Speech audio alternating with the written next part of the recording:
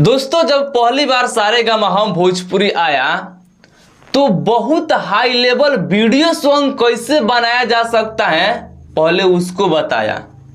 उसके बाद देखिए अब सारेगामा हम भोजपुरी बहुत हाई लेवल फिल्म कैसे बनाया जा सकता है अब उसको बताने जा रहा है। आज सारेगामा हम भोजपुरी ने खेसारी लाल यादव जी का राजा राम फिल्म का टीजर रिलीज किया है।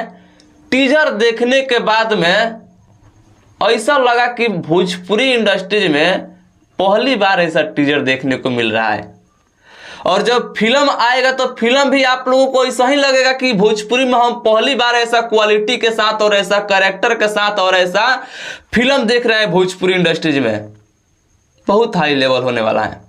देखकर आप लोगों को यही लगेगा कि पहली बार भोजपुरी में हम देख रहे हैं। तो आने दीजिए। बाकी आज टीजर आप सभी ने देखे होंगे। टीजर देखने के बाद आप सभी को कैसा लगा कमेंट बॉक्स में कमेंट करके बता दीजिएगा। बाकी फिल्म का रिलीज डेट आएगा तो हम आप लोगों को बता देंगे या खुद पता चल जाएगा। तो आप लोगों को ज़्यादा चिंता करने की जरूरत नहीं है। बस इस वीडियो को आप लोग लाइक शेयर कीजिए और कैसा लगा टीजर आप लोग कमेंट करके बताइए। बाकी मिलता हूँ नेक्स्ट वीडियो में। तब तक वीडियो देखने के लिए थैंक यू।